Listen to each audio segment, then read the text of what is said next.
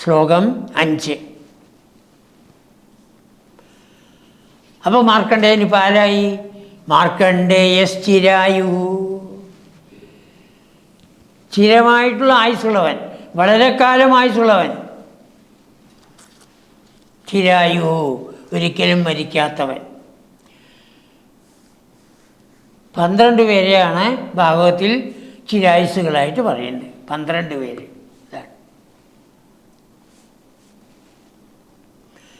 മാർക്കണ്ഡേയൻ ചിരായുവായി. മാർക്കണ്ഡേയശ്ചിരായു. എപ്പോഴാണോ ഭഗവാന്റെ അനുഗ്രഹം കിട്ടിയത്, വന്നു, അച്ഛനെയും അമ്മയും നമസ്കരിച്ചു. അങ്ങനെ പുഷ്പഭദ്ര നദിയുടെ തീരത്ത് പോയി ഒരു ചെറിയ ആശ്രമം പോലെ കെട്ടി അവിടെ ഇരുന്ന് ഭഗവാനെ ഭജിക്കാൻ തുടങ്ങി. സഹരു പുനരഭി ത്വൽപരഹ, ഭഗവത്പരനായി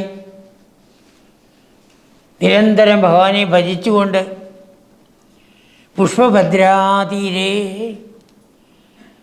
പുഷ്പഭദ്രാ നദിയുടെ തീരത്ത് തപസ്യൻ, തപസ് ചെയ്തുകൊണ്ട് അതുല സുഖരതി. തപസ് ചെയ്യുന്നവർക്ക് ആനന്ദം എത്രയാണെന്ന് പറയാൻ സാധിക്കില്ല. അതുലം, തുലനയില്ലാത്തതാണ്. എന്തുകൊണ്ട്? എപ്പോഴും ആനന്ദം മാത്രമാണ്. നന്ദതി നന്ദതി നന്ദത്യേവ, അവർക്ക് ആനന്ദം മാത്രമേ ഉള്ളൂ. അതുല സുഖരതി. അങ്ങനെ എത്ര കാലം കഴിഞ്ഞു? നിന്നെ ഷഡ്തു മന്വന്തരാണി, 6 മന്വന്തരം കാലം. ബ്രഹ്മാവിൻ്റെ ഒരു പകൽ 1000 ചതുരയുഗം. അതിനെ 14 മനുക്കൾക്കാണ് വീതിച്ചിരിക്കുന്നത്. അതിൽ 6 മന്വന്തരം കാലം, വലിയൊരു കാലം.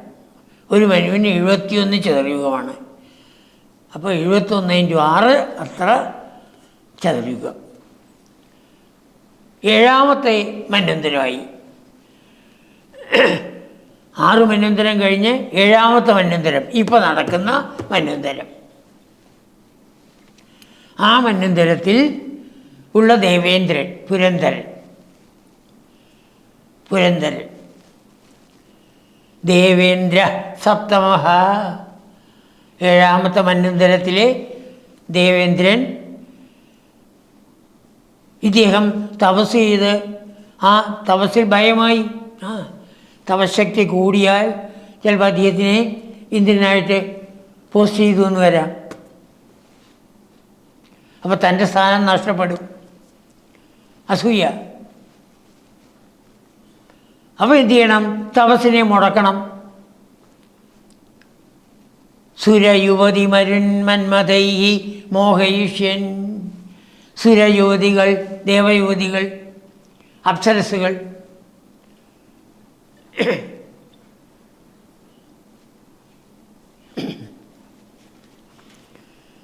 ശ്രേഷ്ഠകളായ അപ്സരസുകളെ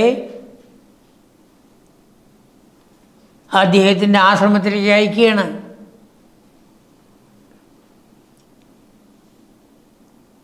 ഇതിനു വേണ്ടി അദ്ദേഹത്തിന് മുമ്പിൽ പോയി നൃത്തം ചെയ്ത് അദ്ദേഹത്തിൻ്റെ മനസ്സിനെ ഇളക്കാൻ വേണ്ടി. ഉർവശി, മേനക, രംഭ, തിലോത്തമ, അങ്ങനെയുള്ള ശ്രേഷ്ഠകളായ ഉർവശികളും അവരുടെ കൂടെ മരുത്, വായു, മലയപർവ്വതത്തിലെ വായു, അതിന് എന്തെന്നില്ലാത്ത മണം, സുഗന്ധമാണ്. ചന്ദനത്തിൻ്റെ മണമാണ്. മന്മഥൻ, കാമദേവൻ. പിന്നെയോ വസന്ത ഋതു, ഇവിടെ പറഞ്ഞിട്ടില്ല. നാരായണ ഋഷിയുടെ കാര്യത്തിൽ അത് പറഞ്ഞിട്ടുണ്ട്. അപ്പോൾ ഇവരെ എല്ലാം വിളിച്ചു. അപ്സരസുമാർ, മന്മഥൻ, വസന്ത ഋതു, പിന്നെയോ മലയപർവ്വതത്തിലെ വായു. ഇവരെല്ലാവരെയും അയച്ചു. അവർ വന്ന് മോഹയിഷ്യൻ, മഹർഷിയെ മോഹിപ്പിക്കാൻ വേണ്ടി മഹർഷിയുടെ മുമ്പിൽ വന്ന് നൃത്തം വയ്ക്കുക,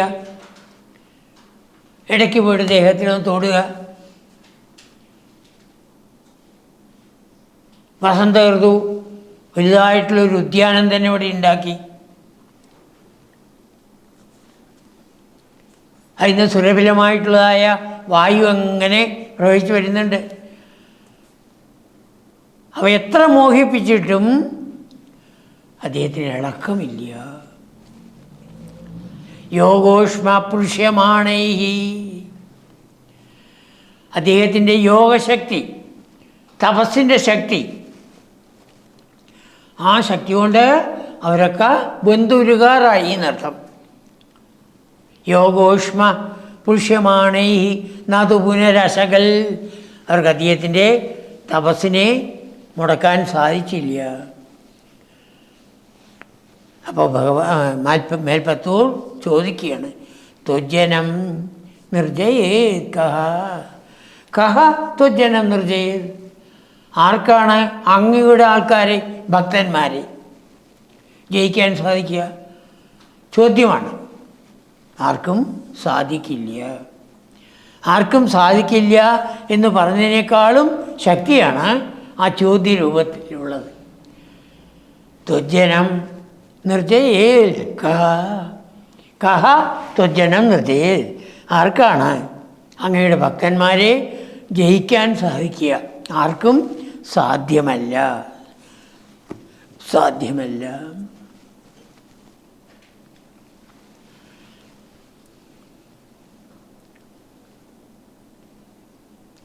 കാമദേവനും അപ്സരസുമാരും എല്ലാവരും സ്വർഗത്തിലേക്ക് പോയി. നാരായണ ഋഷി ഒരു സമ്മാനം കൊടുത്തയച്ചാണ്. ഇവിടെ പിന്നെ സമ്മാനമൊന്നും കൊടുത്തയച്ചില്ല. ഇന്ദ്രനാവപ്പാടെ ഭയമായി എന്നർത്ഥം, അതാണ്. അതിനെക്കുറിച്ച് പറഞ്ഞിട്ടില്ല. പക്ഷേ ഇദ്ദേഹത്തിൻ്റെ ഈ തപശക്തി കണ്ടിട്ട് നാരായണ ഋഷിക്ക് തന്നെ സന്തോഷം. നാരായണ ഋഷി അതിശയപ്പെട്ടു. നാരായണ ഋഷിയുടെ അടുത്തും ഇതുപോലെ ഇന്ദ്രൻ ആളെ അയച്ചതാണ്. അവിടുന്നാണ് ഉർവശിയെ കൊടുത്തയച്ചത്. അപ്പോൾ എന്നേക്കാളും അധികം കാലം തപസ് ചെയ്ത ആൾ, 6 മന്വന്തരം കഴിഞ്ഞ് 7ാമത്തെ മന്വന്തരമാണ്. അപ്പോൾ അദ്ദേഹത്തിനെ ഒന്ന് അഭിനന്ദിക്കണം എന്ന് പറഞ്ഞ് നാരായണ ഋഷി നരനോടുകൂടി വരികയാണ്.